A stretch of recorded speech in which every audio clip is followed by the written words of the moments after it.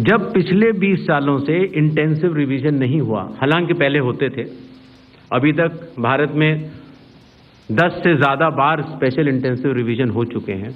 और special intensive revision की खासियत ये होती है कि मतदाता सूची को, इलेक्टोरल रोल को टोटली मैक्सिमम प्योरीफाई करने के लिए एक इन्यूमरेशन फॉर्म भरा जाता है और हर मतदाता उसको जब भर के देता है तो उसका नाम मतदाता सूची में फ्रेश, एकदम नए तरीके से सूची बनाई जाती है। और ये इंटेंसिव रिवीजन इसलिए भी आवश्यक हो गया, एक तो सभी राजनीतिक दलों की लगातार शिकायतें आती जाती हैं कि साहब वहां पर वोट बढ़ गए, वहां पर वोट कट गए, इन लोगों का वोट सही बना, इन लोगों का वोट गलत बना। साथ ही साथ समय के साथ कई लोग जो गांव में रहते थे, जहां पर उनका वोट था, वो शहर में आ गए, उनका वोट गांव में रह गया। और जब वो शहर में आए तो वोट कटवाने की प्रक्रिया की भी अपनी कानूनी जटिलताएं हैं, तो उनका वोट गांव में भी रह गया, शहर में भी हो गया। और आजकल आपको पता है, जैसे जैसे भारत का विकास होता जा रहा है, वैसे वैसे लोग शहर छोड़ के भी दूसरे शहरों में भी जाते हैं। मुझे आशा है कि जितने हमारे मीडिया बंधु हैं वो भी शायद किसी न किसी दूसरे शहर को छोड़ के यहाँ पर आए होंगे। तो जब वो यहाँ रहने लग जाते हैं तो उनका वोट यहाँ भी बन जाता है।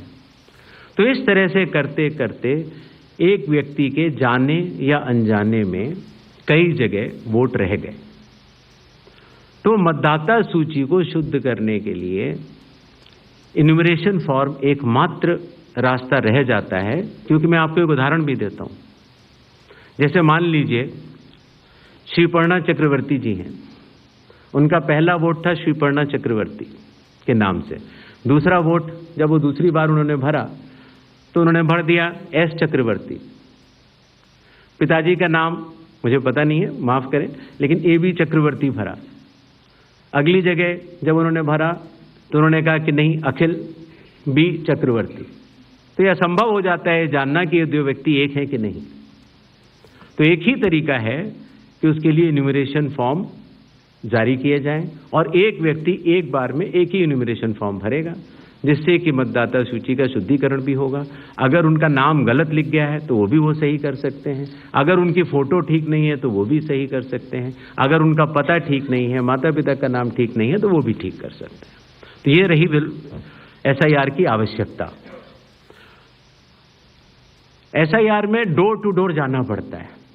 बूथ लेवल ऑफिसर हमारे बिहार के लगभग 90,000 बूथ लेवल ऑफिसर्स 7,89,00,000 लोगों के घर घर जाकर उन्होंने एक एक व्यक्ति को ये इन्यूमरेशन फॉर्म दिया। जो लोग मृत पाए गए या जो लोग घर पे नहीं थे, जो पड़ोसियों ने कहा या उनके घर वालों ने कहा कि ये परमानेंटली शिफ्ट हो गए हैं, या जिन लोगों ने कहा कि नहीं साहब मैं तो पहले ही दूसरी जगह इन्यूमरेशन फॉर्म भर चुका हूं, अर्थात उसका नाम 2 जगह था, ऐसे लोगों के फॉर्म वापस नहीं मिले और 7,24,00,000 फॉर्म वापस मिले 30 दिन के अंदर।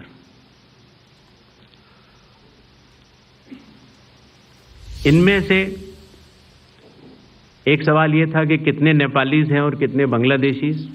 पहली बात तो मैं ये स्पष्ट कर देना चाहता हूं कि भारत के संविधान के अनुसार सिर्फ भारत का नागरिक ही MLA और MP का चुनाव कर सकता है।